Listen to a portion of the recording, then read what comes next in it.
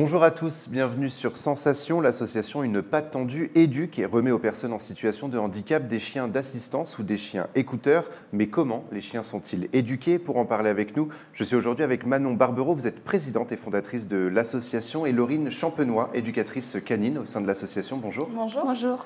Alors avant de parler plus spécifiquement des canins et de leur éducation, on va parler de l'association. Comment est-elle née? Quand est-elle née? Quels sont ses objectifs? Alors nous, on s'est créé en 2020. Le but de l'association, c'était d'éduquer des chiens pour le handicap invisible principalement, donc des chiens écouteurs pour les personnes sourdes. Et c'était aussi de créer une petite association familiale et de proximité avec ses bénéficiaires et tous les bénévoles de l'association.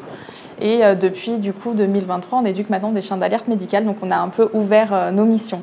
Alors votre association travaille également avec des éleveurs canins pour éduquer les chiens d'assistance et chiens écouteurs, notamment les chiens d'alerte médicale. Quelles sont les différences justement? Est-ce qu'il y a des grandes différences d'éducation quand on parle donc à la fois de chiens d'écoute, de chiens d'assistance et de chiens d'alerte médicale?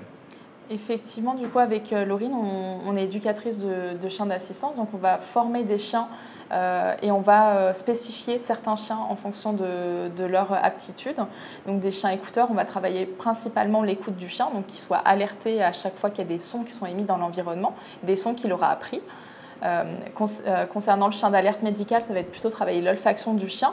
Le chien va lui apprendre à reconnaître des cellules, des molécules liées à l'épilepsie pour pouvoir, donc avec l'olfaction, pour pouvoir permettre à la personne pour que le chien lui signale. Et après, pour le chien d'assistance, plus généralement, on va vraiment le spécifier en fonction des besoins de l'enfant principalement et de son handicap. Alors ça aussi, on ne l'a pas spécifié. Vous permettez justement aux personnes donc en situation de handicap, mais enfants, adultes et seniors, vous accueillez finalement tous les publics, vous accompagnez tous les publics? Exactement. Tout à fait. Ouais. Comment sont choisis justement les chiens qui deviendront des chiens d'assistance ou écouteurs? Est-ce qu'il y a une race de chien qui est plus souvent choisie pour devenir chien d'assistance ou chien écouteur? On va souvent choisir quand même le Golden Retriever et le Labrador, qui sont des chiens sociables et qui passent très bien socialement au public, parce que c'est quand même des animaux qui vont devoir accompagner le bénéficiaire partout. Et malheureusement, il ne faut pas avoir une race de chiens qui inquiète les individus. Donc on est obligé de prendre le bon Labrador, le bon Golden, qui ont des super aptitudes de travail, qui ont une très bonne relation à l'humain, et une intelligence quand même suffisante pour faire ce métier de chien. Donc on va travailler avec des éleveurs avec qui on va collaborer parce qu'on va connaître les lignées des chiens, on va pouvoir sélectionner les chiots chez l'éleveur. Donc dans une petite portée de chiots, on va faire des tests sur lesquels on ne va pas rentrer en détail, mais de là, on va choisir notre chiot. À 2 mois, il va rester un petit peu auprès de l'association et ensuite on le placera en famille d'accueil pendant 10 à 11 mois, le temps que nous, on le récupère en éducation à 12 mois. Et c'est à partir de 12 mois qu'on commencera l'éducation spécifique justement du chien d'alerte médicale ou du chien d'écouteur d'assistance. Alors justement, en attendant ces 12 mois, quel est le rôle des familles d'accueil? Est-ce qu'elles aussi, elles ont un petit rôle d'éducation, de comment commencer à faire apprendre les bases aux chiens?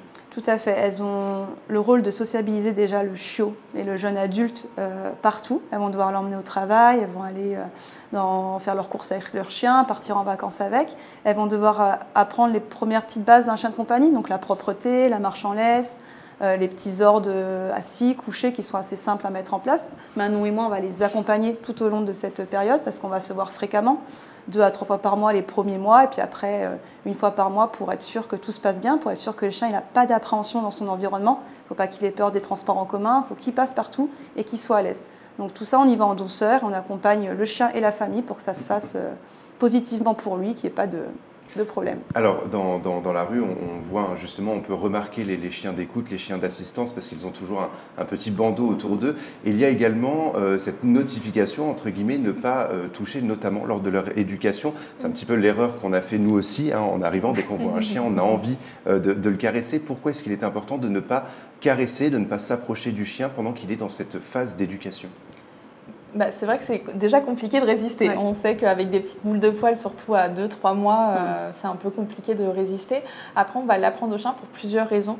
Déjà, qu'il reste concentré dans son travail avec la personne. Il faut imaginer une personne qui va avoir une crise d'épilepsie dans la rue. Si le chien il est en train de faire des câlins à tout le monde, il va se déconcentrer et moins pouvoir prévenir la personne. Donc ça va être vraiment pour qu'il reste concentré au travail, pour ne pas lui apprendre à aller voir tous les humains dans la rue également, parce qu'il y a des gens qui n'aiment pas spécialement les chiens. Donc si on on a un chien qui nous tire en laisse pour aller voir tous les humains dans la rue, ça va devenir compliqué. Et puis après, plus généralement, pour que le chien reste avec sa personne, concentré en binôme, le but de nos chiens, c'est qu'ils soient un petit peu transparents finalement dans la société, qu'ils ne se fassent pas trop remarquer, qu'ils aient des bons comportements. Donc c'est pour ça qu'on demande de ne pas les toucher, effectivement. Et l'éducation est donc bien différente de l'éducation d'un chien de compagnie. Malgré tout, est-ce que votre objectif, c'est quand même de créer un lien entre le chien et la personne qui va vivre avec cet animal? Oui, on va créer un lien, ils vont se le créer eux, parce qu'on va forcément écouter le chien, écouter la personne, le bénéficiaire qui va le récupérer. Le chien va quand même être aussi un chien de compagnie au sein de son foyer, donc on va laisser les choses faire naturellement comme ça. Puis après, toute l'éducation qu'on va mettre en place, on va le reporter avec le bénéficiaire, on va lui apprendre tout ce qu'on a appris au chien, et de là, il va avoir un travail de remise, on appelle ça, qui va durer environ 15 jours.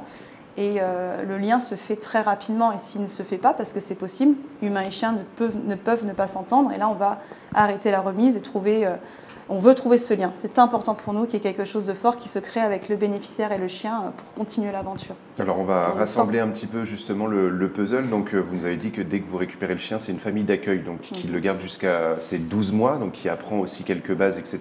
Vous venez dans les familles d'accueil donc pour tous les 2 mois, il me semble, tous les mois, ouais. Pour justement voir un petit peu comment se passe l'apprentissage. Ensuite, vous récupérez le chien pour continuer cet apprentissage. Combien de temps environ dure un apprentissage avant que le chien puisse rejoindre la personne en situation de handicap? Le chien, il reste en moyenne 8 mois avec nous. Donc on va le travailler tous les jours pour lui apprendre différents apprentissages. Ils ont tous, on a une petite liste de tout ce que le chien doit apprendre. Et à la fin de l'éducation, on va rendre les apprentissages spécifiques à la personne qui a demandé un chien pour que ça soit quand même un chien personnalisé à la personne, parce que tout le monde n'a pas les mêmes besoins. Et après, du coup, on va passer à l'étape de l'attribution et de la remise à la personne en situation de handicap. Donc, on peut se dire que c'est 8 mois à peu près. Alors, parmi les bases de l'éducation, il y a le assis, le coucher, rester au pied notamment, et puis ne pas bouger quand la personne ne veut pas que le chien bouge. Comment est-ce que vous apprenez au chien à ces bases d'éducation? J'ai vu notamment que vous leur parliez avec des gestes. Alors, quels sont ces gestes simples finalement, mais qui permettent au chien d'être éduqué? On va effectivement apprendre des gestes tirés de la langue des signes au chien.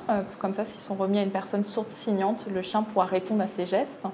Et on va tout simplement montrer au chien. À chaque fois, dans toutes nos étapes, on montre au chien ce qu'on attend de lui, avec évidemment une motivation. Donc c'est souvent la récompense alimentaire pour nos retrievers, ou le jeu, la caresse. Et après, petit à petit, le chien va reproduire ses apprentissages. Évidemment, on va le valoriser pendant l'apprentissage pour qu'il ait envie de recommencer. Et c'est comme ça que s'installent progressivement les apprentissages. Et alors, vous êtes venus avec Tao et Timka sur le plateau aujourd'hui. Où en sont-ils justement dans leur éducation? Eux, ils ont 2 spécificités différentes du coup, parce que Timka va être plutôt chien écouteur et Tao chien d'alerte médicale. Donc je vais parler de Tao parce que du coup c'est le chien que je suis en éducation. C'est un peu compliqué, mais on a commencé déjà à travailler la discrimination olfactive. Donc il est capable, si vous voulez, on va prendre un petit coton pour le faire simple avec les molécules d'une odeur d'une crise d'épilepsie, qu'on va mettre dans une petite boîte. Il va avoir 8 boîtes et le chien va devoir renifler et s'arrêter sur la boîte où il va avoir l'odeur.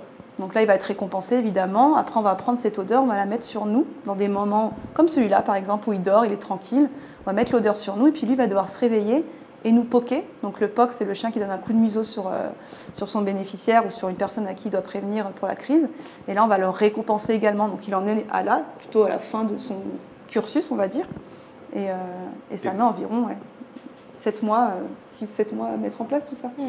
Et pour Timka? Et Timka, du coup, elle, c'est un chien écouteur pour le coup, une future chien écouteur. Et elle a déjà appris à signaler une personne qui toque à la porte d'entrée, une alarme incendie qui se déclenche, le minuteur de cuisine qui se déclenche.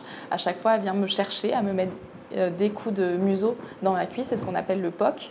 Je lui demande quoi en langue des signes et elle me guide jusqu'à la source du son. Donc on en est là, et puis évidemment toute l'éducation de base est instaurée pour les deux, quoi. Et donc Tao et Timka qui seront ensuite remis donc à une personne dans le besoin justement et en lien avec son handicap. Merci beaucoup Laurine Champenois et Manon Barbero d'avoir été avec nous sur Sensation. Alors je spécifie qu'on peut également devenir famille d'accueil. Toutes les informations sont sur votre site unepattetendue.fr parce qu'on est d'accord que c'est devenir une famille d'accueil, c'est pas devenir une famille pour avoir un chien de compagnie. Il y a des règles à suivre. Donc toutes les informations sont sur unepattetendue.fr. Et pour revoir ou réécouter cette émission, rendez-vous sur notre site, notre chaîne et notre application Radio Sensation.